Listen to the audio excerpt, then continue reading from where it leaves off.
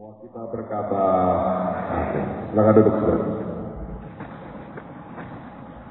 Well, ini sore yang bagus sekali, saya bisa bicara dari hati ke hati, dan saya harap kita bisa belajar sesuatu sore hari ini, dan nanti kita lihat beberapa Tuhan akan membawa kita.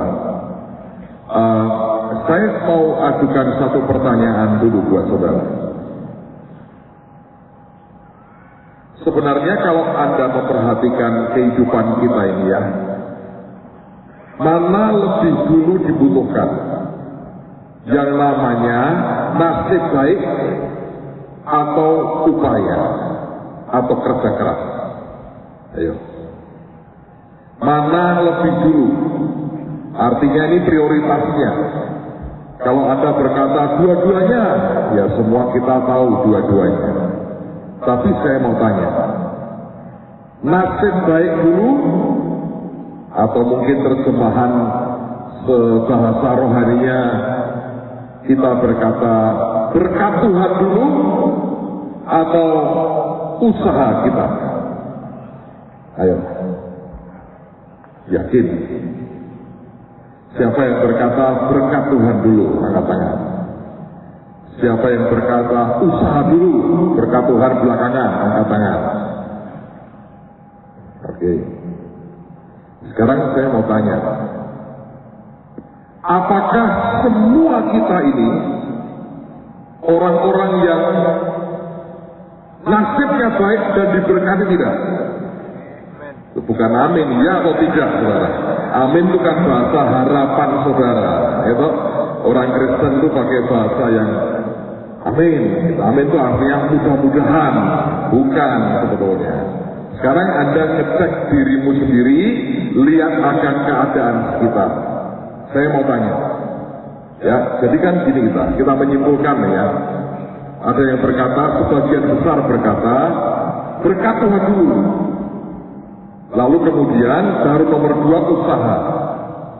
Tapi ada yang berkata, nah, usaha dulu. Kalau usah berkat Tuhan dulu, usaha dulu, gitu kan? Nanti biar Tuhan memberkati. Itu sebagian kecil. Nah, sekarang saya mau tanya, karena sebagian besar berkata berkat Tuhan dulu, saya mau tanya, saudara semua kita ini berkat Tuhan sama dengan nasib baik, gitu? Anda merasa nasibmu baik tidak? Ketika Anda bisnis, baik. Artinya Anda berkata naik terus bisnis saya. Siapa yang berkata dalam setahun ini bisnis saya nanjak terus? Angkat tangan. 1, 2, 3. Oke. Siapa yang berkata saya datar saja? Angkat tangan. Siapa yang berkata saya ngos-ngosan agak turun nih sebetulnya? Ayo angkat tangan. Nah sekarang yang angkat tangan yang lain, oh saya nggak ada kerjaan Pak, pengangguran. Wah itu repot lagi. Saudara salah masuk ruangan. Sekarang saya mau tanya, teman-teman yang lagi turun bisnisnya, itu nasibnya baik atau tidak baik? Baik. Jadi Anda nikmati terus itu, mau kan? Nasib baik itu jangan dibuang kan? Mau? Mau nggak? Coba saudara ini persoalan orang Kristen. Kita ini tidak berani terang-terangan apa adanya. Ngerti? Loh kalau betul Anda ini beriman sangat, dan buat saudara ini baik, betul-betul baik, tidak masalah. Persoalannya kita seringkali menjawab dengan jawaban klise yang tidak keluar dari hati. Sehingga setelah acara ini selesai, terus konseling, Pak, lah bisnis saya turun. Lah kok omong baik? Ya nikmatilah terus kan baik, jangan dibuang. Nek naik malah tidak baik nasibmu. Oh ya enggak Pak. Lah kok jawabnya begitu? Lah kan harusnya jawabnya begitu, tapi tidak dari hati. Sore ini itu waktu di mana kita mesti belak-belakan dengan kenyataan diri kita. Saudara tahu persoalan yang dihadapi orang-orang Christian Science. Orang-orang Christian Science itu percaya begini, saya tidak sakit. Walaupun batuk-batuk ini nggak sakit saya. Dia menyangkali kenyataan. Nah kalau sudah begitu susah diajak ngomong. Dikasih obat ya jangan, ditolong ya jangan, dibawa ke dokter jangan. Oh tidak sakit, tapi batuk-batuk. Saya tidak sakit. Dia nyangkal kenyataan. Tapi sebetulnya Alkitab tidak pernah ngajari kita nyangkal kenyataan. Kita mengucapkan janji Tuhan untuk mengubah kenyataan kita. Tapi tidak pernah diajari nyangkali kenyataan. Kalau Anda kesulitan keuangan, itu jangan disangkali. Karena banyak orang begini, utangnya banyak, belanja terus. Saya nggak utang. Nah itu uang Anda belikan itu uangnya siapa? Ya puji Tuhan, kok ada orang masih supply barang, ya tak pakai terus. Saya tidak kesulitan, lalu kamu dibayar belum? Ya ntar aja, gampang, urusan Tuhan itu bukan urusan saya. Wah ya digantung orang caranya begitu. Ini serius saudara ya. Artinya kalau kita tidak berani terbuka, open kenyataan, saudara akan sulit sekali. Engkau akan hidup dalam sebuah alam imajinasi yang mengerikan sekali. Nah, kenapa kita ini kumpul hari ini?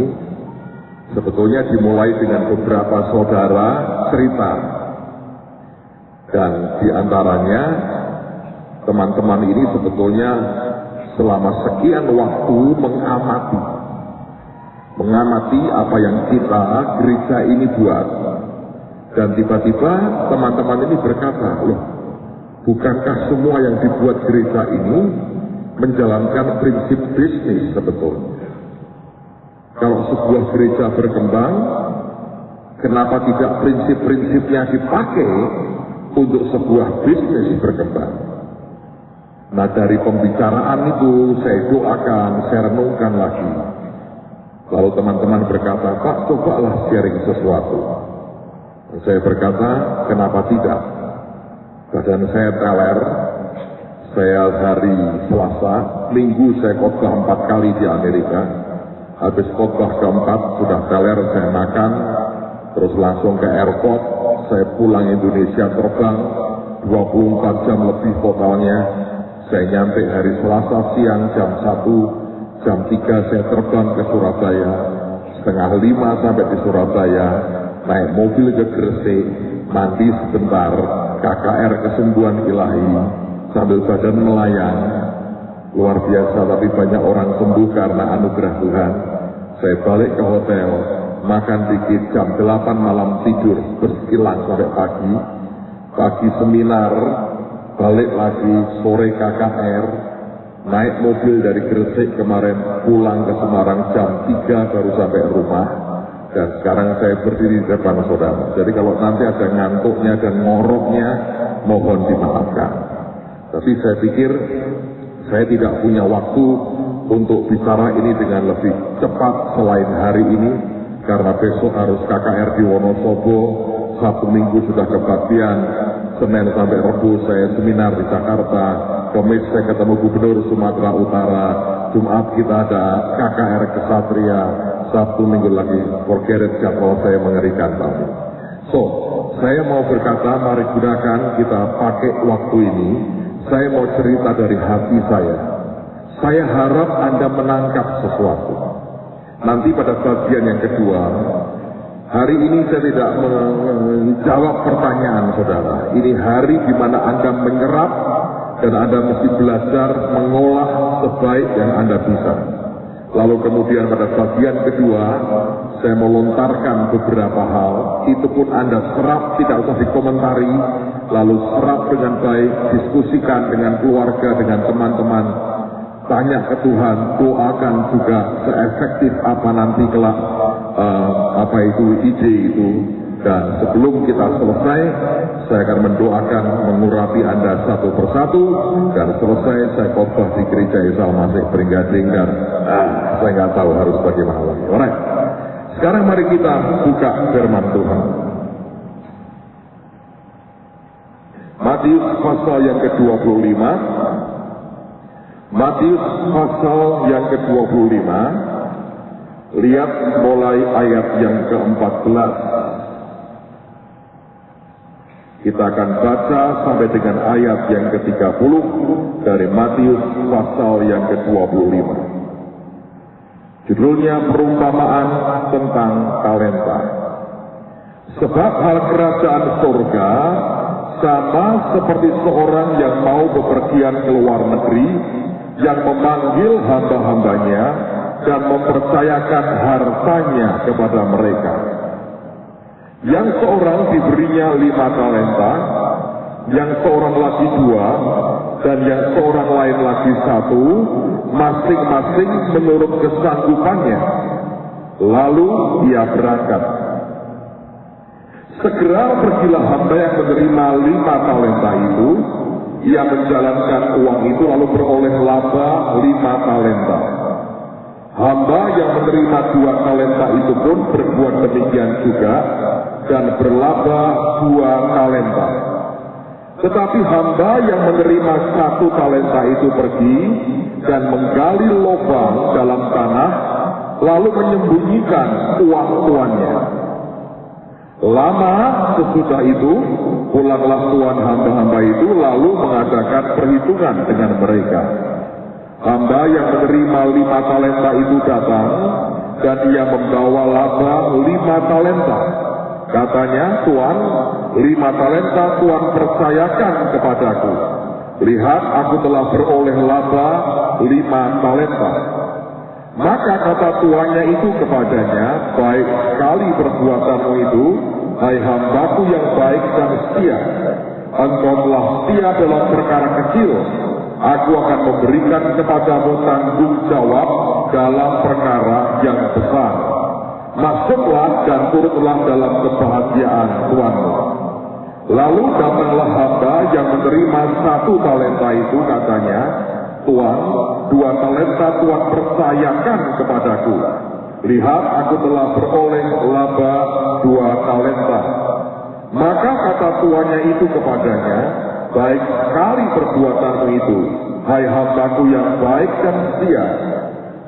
Engkau telah setia menikul tanggung jawab dalam perkara yang kecil, aku akan memberikan kepadamu tanggung jawab dalam perkara yang besar. Masuklah dan turutlah dalam kebahagiaan Tuanmu. Ini datanglah juga hamba yang menerima 1 talenta itu dan berkata, Tuan, aku tahu bahwa Tuan adalah manusia yang kejam, yang menuai di tempat di mana Tuan tidak menabur, dan yang memungut dari tempat di mana Tuan tidak menanam. Karena itu aku takut dan pergi menyembunyikan talenta Tuan itu di dalam tanah. Ini, terimalah kepunyaan Tuan. Maka jawab tuannya itu, hai kamu hamba yang jahat dan malas, jadi kamu sudah tahu bahwa aku menuai di tempat di mana aku tidak menabur dan memungut dari tempat di mana aku tidak menanam. Karena itu sudahlah seharusnya uangku itu kau berikan kepada orang yang menjalankan uang, supaya sekembaliku aku menerimanya serta dengan bunganya. Sebab itu ambillah talenta itu daripadanya dan berikanlah kepada orang yang mempunyai 10 talenta itu.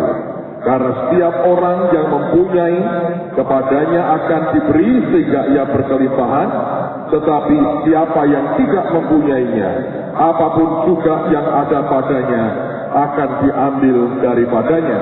Dan campakkanlah hamba yang tidak berguna itu ke dalam kegelapan yang paling gelap. Di sanalah akan terdapat ratap dan gertak gigi. Sekarang saya mau tanya, ketiga hamba ini sebetulnya nasibnya baik semua atau sebetulnya ada yang ditentukan nasibnya tidak baik? Hah? Coba pikir. Tiga-tiganya ini sebetulnya diberkati Tuhan tidak? Berkati tak? Artinya begini, dengerin baik-baik. Saya mau cerita, saya mau ngomong aja, Anda pokoknya nangkep sebisa saudara, ya. Nanti Anda olah sendiri, Anda renungkan sendiri. Ada orang mungkin bertanya begini, Pak, urusan gereja, pelayanan, dengan urusan bisnis berbeda. Saya berkata, siapa bilang? Saya lagi mengerjakan bisnis kerajaan surga. Bahkan sebenarnya yang Anda dan gereja ini tarik itu beda. Saudara lagi menarik uang. Uang itu cair banget. Sedangkan gereja menariknya orang. Padat, berisi, dan keras banget. Susah. Ngerti saudara? Duit itu tidak beragama. Duit tidak punya perasaan. Duit hanya menghitung layak dan tidak layak. Tapi manusia repot. Uang ketika sampai di tanganmu, persoalan selesai. Jiwa-jiwa masuk gereja, persoalan dimulai. Anda ngerti bedanya? Tapi sebetulnya kita lagi mengerjakan gereja ini bisnis kerajaan surga. Nah, sekarang Anda mesti membayangkannya, membacanya begini. Saya hanya memberikan gambaran, jangan salah ngerti dipikir, oh dagang ini pendeta nih. Jangan, ini prinsipnya. Sebetulnya sama. Loh, bukankah kita mesti berbuah? Bukankah kita mesti nanti kembali ke Tuhan, membawakan keuntungan untuk pihak kerajaan surga? Jadi jangan berkata bahwa saya menjalankan gereja ini dengan cara dagang. Tapi sebetulnya goal kita sama. Nanti lihat beberapa perbedaan, tapi saya harap Anda mengerti. Kalau dunia ini, ya, ini merupakan tempat perebutannya. Buat saudara, kalau Anda berdagang, ini adalah uang yang beredar di kantongnya orang. Yang Anda lagi mau tarik-tarian, mau sedot-sedotan, mana yang bisa sedot paling banyak, itu yang paling diberkati kan begitu, ya. Kalau buat saya, ini saya menggambarkan adalah jiwa-jiwa. Oke? Lalu kemudian di sini ada yang namanya perusahaan-perusahaan. Oke? Dan salah satu perusahaan di sini namanya PT-nya PT GKI Gilkerajaan. Ini saudara ada PT GBI. Ini ada PT Alfa Omega. Jangan mau Pak Petil saya dimarahi. Ini ada PT Betani. Ini ada PT namanya GC di sini. Ini ada PT namanya GKI. Ada PT namanya Katolik. Ada PT lagi namanya GKJ. Ada PT lagi namanya GPGI. PT ini saudara. Perusahaannya Tuhan maksudnya, bukan perusahaan terbatas. Ya kan? Betul kan ini? Jadi sebetulnya inilah pemainnya. Main loh. Yang putih yang tak terbatas ini lahannya. Untuk dibawa, dimasukkan, dididik, semuanya memang buat Tuhan, tapi dengan cara yang berbeda-beda. Nah, sekarang kalau Anda melihat begini, saudara akan mengerti dengan kacamata dagangmu. Coba Anda renungkan. Saya sedang tidak ngecap soal gereja, tapi saya sedang membawa saudara untuk berpikir secara kritis dan analitis dengan semua yang terjadi. Lihat akan PT-PT ini, perusahaan Tuhan ini. Apa yang sebetulnya terjadi? Mau oleh kurang lebih, saudara mengerti ini bagaimana, ini bagaimana, ini bagaimana, ini bagaimana. Saya tidak membicarakan yang lain, itu bukan urusan saya. Tapi saya minta Anda konsentrasi di sini. Satu hari kita semua, saya terutama juga, dan pengurus gereja, akan menghadap Tuhan. Dan dia mau bertanya, apa hasil? Itu yang sebetulnya sedang terus diperjuangkan sampai hari ini. Kita tidak akan pamer ke Tuhan uang kita berapa. Tapi kita akan berkata, Tuhan, Engkau mau kami kerjakan ini yang kami kerjakan. Ya kan?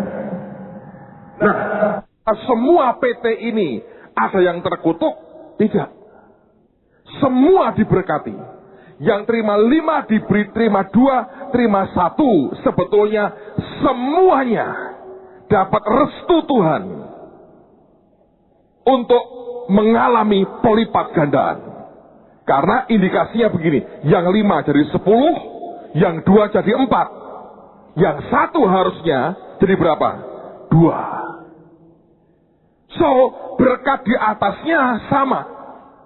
Yang berkatnya berkata, kalikan 2. Nah, kenapa berkatnya sama? Kalau ini saya gambarkan, ini PT si A, si B, si C, ini adalah perusahaan saudara. Anda yang hadir di sini. Di atas Anda ini, blessingnya sama harusnya. Kenapa? Karena Tuhan yang memberikan kepercayaan kepada saudara. Dan Tuhan mau kepercayaan yang Anda terima itu, satu hari engkau pertanggungjawabkan di hadapan Tuhan, dan Anda terbukti berbuah dan berlipat kali ganda. Ya kan? Jadi, jangan berkata gini, ya berkatnya dia lebih gede. Ini bukan soal lebih gede, saudara. Memang nanti kelak masing-masing ini diberi modal yang berbeda-beda. Masing-masing menurut kesanggupannya. Itu jelas ada. Tetapi kalau Anda perhatikan, bahwa ini semua tidak berarti semata-mata sebuah diskriminasi Tuhan. Yang berkata, oh ini lebih gede dari yang lain dan sebagainya. Bukan begitu. Tapi kita mesti sadari begini. Bahwa di atas kita ada blessing yang sama. Yang memungkinkan saudara mengalami pelipat gandaan. Kenapa blessingnya sama? Sebab orientasinya semua satu. Buat Tuhan. Nah, di sini dasar pertamanya. Kalau saudara kerja di luar tujuan ini, maka blessing di sini adalah tanda tanya besar. Saya mau tekankan ini sebagai dasar kita bicara hari ini. Kalau kita mau berkata, ingat ya, saya harap Anda yang belum pernah mendengar, tolong beli kasetnya Charles Neiman, King and Priest. Bahwa Anda semua itu seorang king, raja. Tujuannya menyediakan yang dibutuhkan oleh Tuhan dalam sebuah visinya. Sekarang ini, saya perhatikan, kenapa ada orang-orang yang merasa, Pak, berkat kok jauh. Sebetulnya, di atas itu karena tujuanmu belum sampai ke sini. Masih dalam struggle untuk nyambung hidup. Masih dalam pergulatan untuk survive. Anda belum sampai kepada titik begini. Aku ini kerja ini untuk Tuhan. Ini panggilanku. Kalau Anda lihat, yang membedakan PT satu dengan yang lain sebetulnya adalah sesuatu yang di sini. Kalau itu gereja, dalamnya berkata, aku abdikan buat jiwa-jiwa dibawa masuk kerajaan surga. Beda. Ada yang berkata, oh kita di tempat untuk orang menikmati kasih Tuhan. Kita ingin menikmati hadirat Tuhan. Dia tidak bergerak untuk jiwa-jiwa. Kalau diberi kecil, jangan mengeluh. Tapi kalau ada orang-orang yang hatinya berkata, buat Injil. Sebab 100 kali ganda, kata Yesus, hanya terjadi kalau buat Injil dan buat dia. Pak, bukankah semua gereja untuk jiwa-jiwa? No. Sebab kalau untuk jiwa-jiwa, berapapun akan dibayar dan dikeluarkan. Apapun dijalani. Demi jiwa-jiwa diselamatkan. Anda tahu ada satu gereja di luar kota berkata begini, oh kita nggak mau jangkau orang-orang miskin. Tidak elit. Dia sebetulnya hatinya bukan buat Injil. Itu yang membuat perbedaan. Dalam urusan keuangan, karena saudara bagian dari tubuh Tuhan, engkau harus hidup dalam law hukumnya Tuhan. Sekarang pertanyaannya adalah, hatimu kesini tidak? Itu membedakan betul blessing yang di sini. Beda. Kalau orang sudah mulai berkata, oh saya kerja supaya keluarga saya dapat jaminan keuangan, supaya keluarga kaya lebih baik, supaya hidupnya lebih baik. Saya kepingin beli mobil, saya kepingin ini, saya kepingin itu. Jangan Anda pikir hamba Tuhan tidak punya motif yang berbeda-beda. Beda. Yang membuat sebetulnya bisa terjadi pelipat gandaan. Nyampe nggak ke Tuhan dan hatinya? Sederhana aja. Saudara mengerti dalam 6 bulan terakhir, 7 bulan terakhir ini, berapa banyak yang kita buat. Tidak satu pun dibiarkan gagal oleh Tuhan. Diberkati luar biasa. Kenapa, saudara? Sederhana sih. Compassion. Belas kasihan. Compassion itu kepinginnya apa? Gak tahan. Lihat orang kelantar tuh. Gak mikir apa-apa. Anda tahu orang Samaria yang nolong, yang tergeletak, itu tidak mikir loh. Apa yang dia keluarkan? Dia keluarkan waktunya terbuang. Dia keluarkan duitnya. Dia resikokan nyawanya loh. Itu daerah rawan loh. Dia nolong, dia berhenti, rampoknya balik, gantian dia dibunuh. Tapi belas kasihan sudah tidak ngitung. Nah di sini tuh saudara, gawat. Kalau Anda kerja, hatimu belum sampai sini. Apapun yang engkau buat bagi Tuhan, semua dihitung. Dan itu membedakan sebetulnya. Itu yang membedakan. Saya diberitahu oleh teman, ada cukup banyak pendeta di Amerika, saya nggak tahu dari kelompok mana. Lagi ancang-ancang kepingin ke Semarang, pengen lihat apa yang Tuhan buat. Di lingkungan mereka, ini dikenal Semarang Blessing sekarang, saudara. Tapi bukan orang begini-begini, sudah bukan lagi. Sudah bukan begini-begini. Tapi jiwa-jiwa dibawa dalam jumlah yang masif dan gedenya luar biasa. Kok bisa? Kita tinggal di satu kota yang sama. Sejujurnya hati saya tiap kali saya nangis. Saya bilang, kenapa tidak ada yang kedua dan ketiga yang jangkau jiwa habis-habisan. Sementara Anda tahu kegerakan terjadi luar biasa. Saya baru dapat SMS waktu saya di Amerika. Kita punya rumah singgah 18, minggu depan ini akan jadi 22 dan akan jadi segera 26. Ada satu rumah singgah yang anak-anak itu sebagian itu kampungnya tinggalnya 1 jam jalan kurang lebih dari rumah singgah yang dibuka di situ. Ini true story, baru kejadian minggu lalu, saudara. Ada 4 anak dari keluarga bukan Kristen. Dilarang orang tuanya datang ke rumah singgah. Kalau Anda belum tahu rumah singgah, itu Anda tahu kita buka di rumah orang, ngajari anak-anak yang tidak sekolah baca tulis sehari, tiap hari Senin sampai Jumat, dan dikenalkan kepada Yesus. Makan siangnya kita kasih makan siang. Itu sudah ribuan anak kita layani every day, setiap hari. 18 lokasi segera akan 22 lokasi. Nanti kelak ini anak kita akan ikutkan kejar paket sehingga mereka bisa punya ijazah SD, SMP, kalau perlu sampai SMA. Tapi ini anak-anak dijamah Tuhan luar biasa. 4 anak ini dari keluarga bukan Kristen sama sekali. Ini baru minggu lalu terjadi, saudara. Dia jalan, nekat. Orang tuanya ngelarang, mereka berkata gini, yuk pergi aja, kita kepingin. Jadi mereka jalan. Itu panas terik siang hari, nggak tahan di tenggorokannya, sakit karena mereka hausnya luar biasa dan tidak punya uang. Lalu mereka tuh ngomong gini, haus, kita minta minum yuk sama orang.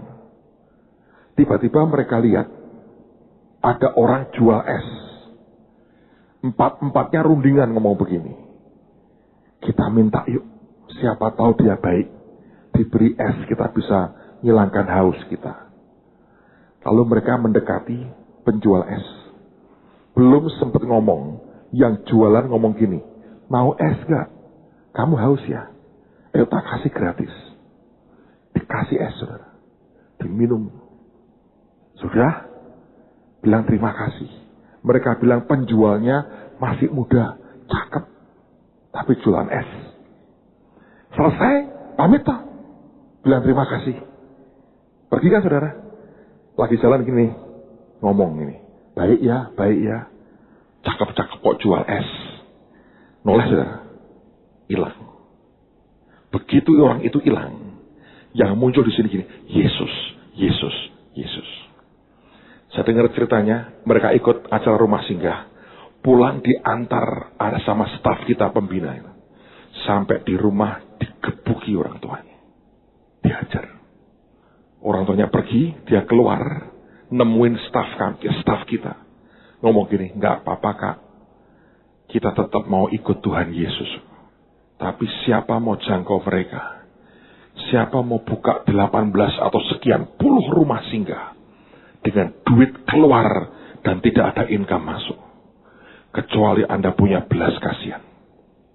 Kalau Anda hitung di sini, nggak bisa. Yang 5, yang 2, yang 1. Passionnya ke Tuhan dan jiwa-jiwa. Berkati. Nanti urusan yang 1 itu karena malas dan persepsinya ngawur. Dia kerja benar sebetulnya. Berkati. Enggak mungkin tidak. Ngerti, saudara? Sekarang sama dengan Anda. Sekarang pertanyaannya adalah begini. Ngomong terus terang. Anda kerja buat apa? Kalau belum sampai, nyampe ke sini, gue ini kerja buat Tuhan. Charles Newman ngomong bagus, saluran air selalu basah. Kalau engkau membiarkan dirimu jadi channelnya Tuhan, pasti Anda basah. Ya, apa yang membuat semua ini terjadi? Yang kita buat dalam setengah tahun ini terjadi. Kayak orang main sulap, saudara. Kayak orang main sulap. Apapun, dem. Jadi, dimulai dari mana? Compassion. Gak tahan di sini. Saya lagi mau membuat klip. Saya waktu perjalanan pulang dari Amerika, saya sudah malas nonton film. Saya cari musik, gak ada musik rohani, gak ada Hillsong, gak ada Heavenly Music Ministry, gak ada. Saya temu penyanyi favorit saya, Elvis Presley. Dan saya ketemu satu lagu nyentuh di hati saya. Saya sudah bilang sama Pak Yos, buatin klip Pak. Saya mau klip 2 lagu dijajar. Dan di tengah-tengah saya mau bicara sedikit. Judul lagunya apa tahu Anda? In the Ghetto. Anda tahu ghetto? Ghetto itu tempat kumuh, jorok, kotor. Kalau di Amerika tempat orang hitam. Pokoknya itu sudah orang buangan di situ. Ghetto, orang kumuh. Elvis Presley dengerin nyanyi dengan lagu yang bermutu banget. Bukan cuman rock and roll atau Are You Lonesome Tonight. Bukan itu, saudara. Dia nyanyi In the Ghetto. Anda tahu kalimatnya? My goodness, saya waktu dengerin saya bilang, Tuhan, ini betul. Elvis saja bisa nyanyi kayak begitu. Dia berkata begini, di satu pagi yang dingin, di musim dingin, di kota Chicago, di ghetto Chicago, seorang bayi dilahirkan. Dan ibunya menangis. Sebab si ibu ini tahu, dia tidak lagi butuh satu anak lagi yang akan kelaparan yang harus dia lahirkan. Anak ini kelaparan, dan kita tidak peduli dengan dia. Kita terlalu tuli untuk melihat dan peduli dengan dia. Kita palingkan wajah kita dari anak ini. Tanpa kita sadar, dia akan tumbuh sebagai seorang pemuda yang marah. Anak ini berjuang dalam kelaparannya. Dia belajar mencuri di ghetto. Dia belajar berkelahi di ghetto. Dan satu hari ketika dia makin dewasa, dia melangkah terlalu jauh. Dia membeli senjata. Dia mencuri mobil. Dan dia mencoba lari. Tapi anak itu tidak bisa lari terlalu jauh. Satu hari, ada banyak orang mengerumuni dia. Lagi terjerembab dengan mukanya ke tanah. Dengan senjata di tangannya. Pada saat hari di mana anak itu mati, mamahnya menangis. Tapi pada saat yang sama, seorang bayi lagi lahir di ghetto. Sebuah sirkulasi kemiskinan dan penderitaan. Elvis saja bisa nyanyi begitu. Saya minta teman-teman Live TV buat ini saya klip tentang ghetto. Lalu kita ngomong Injil, lalu saya mau minta mereka tunjukkan anak-anak yang kita layani di rumah singgah, di KKR Intan Indonesia, KKR Anak Raja, Sekolah Terang Bangsa, School of Life, di mana anak-anak cacat itu melayani. Nanti pada akhir minggu ini ya, besok 2.000 anak cacat diharapkan akan hadir di Permata. Ada kebaktian di sana. Dan kita diminta untuk melayani acara, apa itu se-Jawa Tengah itu? Natal, sekolah LBH, sekolah SLB, bukan LBH, SLB. Gawat ini. SLB se-Jawa Tengah. Kita diminta melayani Natal se-Jawa Tengah. Saudara ngerti? Saya mau tunjukkan itu klipnya anak-anak yang kita bantu sekolahnya. Dan saya sudah beri instruksi bagaimana cara ngambil gambarnya. Dan saya berkata, kasih lagu You Raise Me Up di bagian yang kedua. Supaya orang tahu, di ghetto banyak penderitaan. Dalam Yesus, Tuhan angkat hidup orang. Itu hanya terjadi kalau Anda punya passion untuk jiwa-jiwa. Saya dipanggil bukan cari kesenangan saya sendiri. Saya dipanggil bukan cari kekayaan saya sendiri. Tapi saya membuktikan kepada saudara.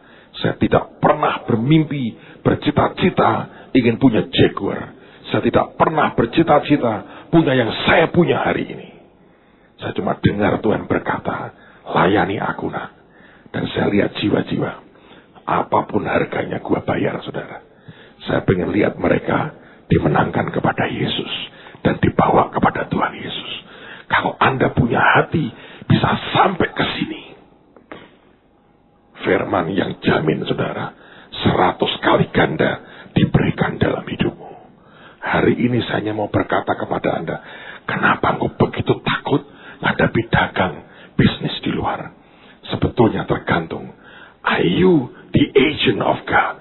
Apakah saudara agen Tuhan di muka bumi ini? Itu persoalannya. Seringkali saya jujur melihat, saya keliling kemana-mana, saya tunjukkan klip anak raja, orang-orang diberkati, semua cuma satu reaksinya, tepuk tangan.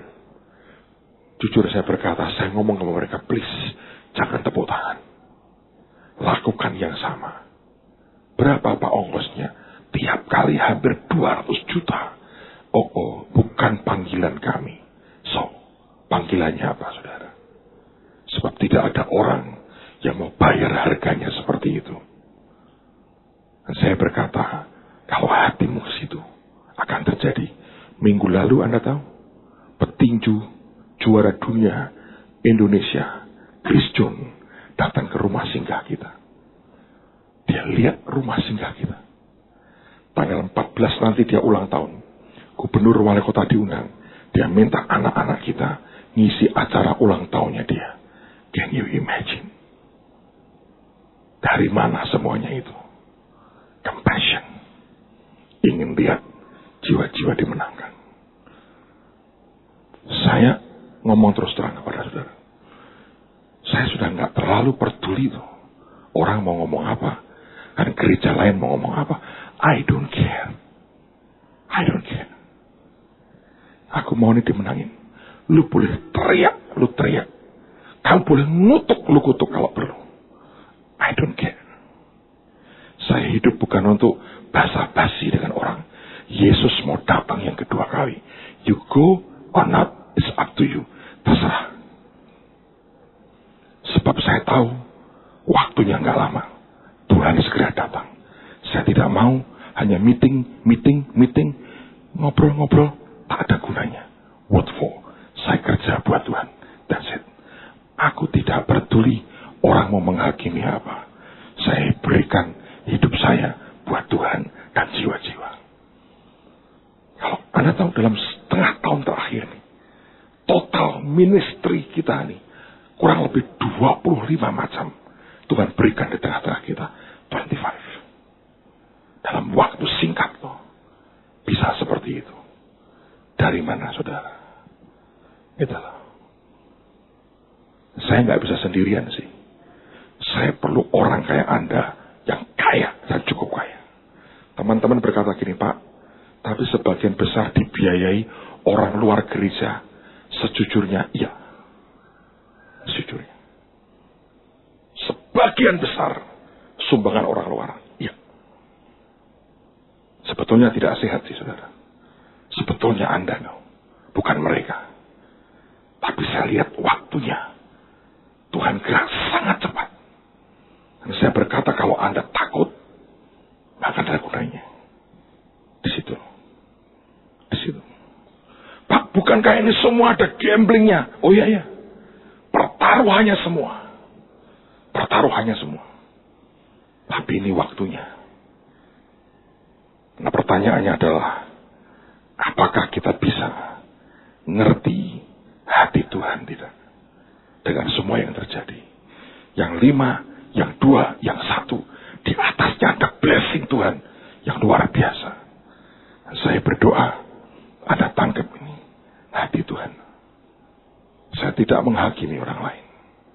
Saya tidak ada kepentingan apapun bicara tentang gereja lain. Saya hanya mau berkata ini yang terjadi, ini yang di dalam hati. Dan saya berkata aku sudah terlalu sering dengar teriakan orang berkata tidak setuju. Tapi itu hanya orang-orang yang berteriak. Kata Bill Wilson di lembah, oh no, oh no, oh no. Saya mau, oh yes.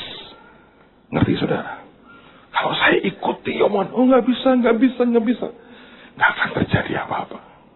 Tidak akan terjadi. Kemis depan, saya ketemu Gubernur Sumatera Utara untuk bicara ngurusin 50 sekolah. Kalau saya tidak cukup gila untuk buka sekolah itu. Tanggal 20 September, saya buat meeting dengan orang-orang yang militan radikal, para sarjana, para dosen di Surabaya. Ini sarjana, doktor S2.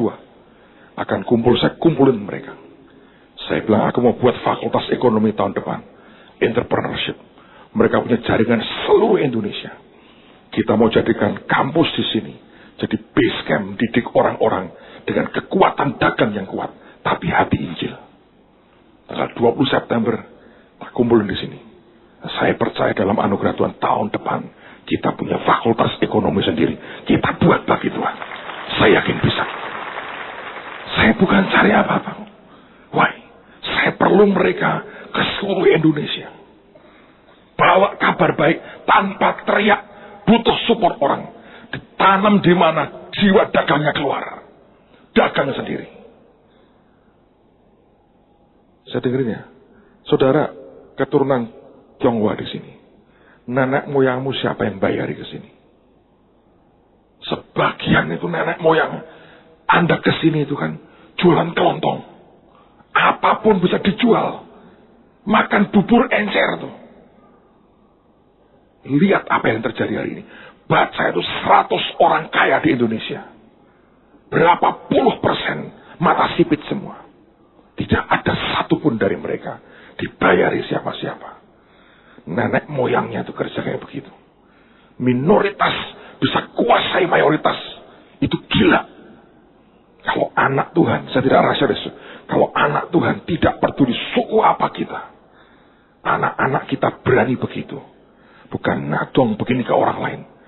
Kerja sendiri. Kerajaannya cepatnya luar biasa. Tapi ngerti nggak? Goalnya, orientasinya ke sini. Dan hatinya dia. Bukan sekedar nyambung hidup. Bukan sekedar pengen cari kekayaan. Sebab Tuhan sudah mau banget memberkati Anda. Siapa lagi yang dia bisa berkati? Kecuali orang-orang percaya. Pertanyaannya seringkali, kita nggak nyampe ke situ. Kita hanya mau survive. Anda akan jadi PT. Perusahaan Tuhan yang tidak produktif. Tidak akan kemana-mana. Ini percepatannya luar biasa. Saya berdoa, hati Tuhan Anda bisa tangkap sore hari ini. Amin, saudara. Ini dulu. Saya nggak bisa bicara lebih dari ini. Ini dulu. Nanti kapan-kapan kita ambil waktu, saya ngomong lebih jauh dengan saudara. Tapi ini dulu. Semua orang ngerjain dengan hitungan. Dan kalau dihitung, tidak pernah bisa. Gedung ini Anda hitung bagaimana cara bangunnya. Tidak pernah bisa. Tidak pernah bisa. Tapi toh ternyata Tuhan buat jadi bisa. Asal dia mau. Dan sesuatu akan terjadi. Sudah waktunya sebetulnya. Anda diberkati begitu rupa. Satu hari akan muncul majalah lain.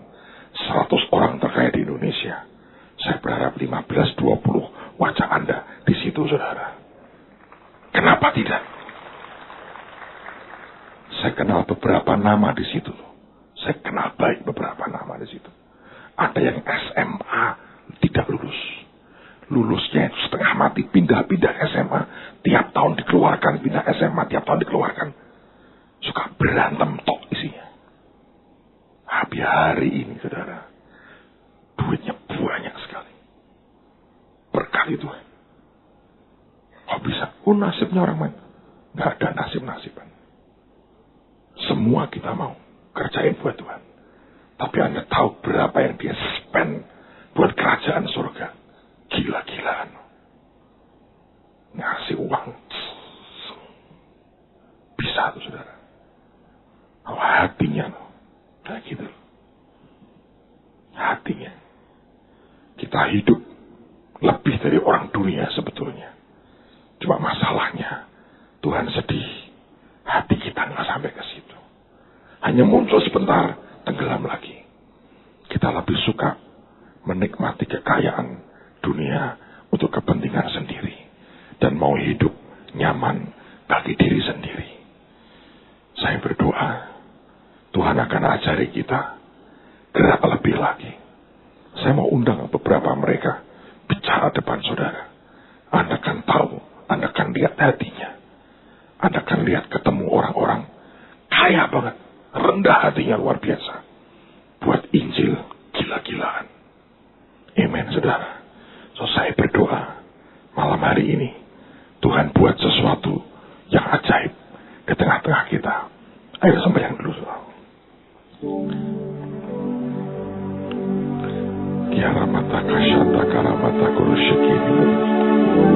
Shikiara nasoto kurushite kiara. Sikiara nama shuto kurushite karama. Thank you, Lord.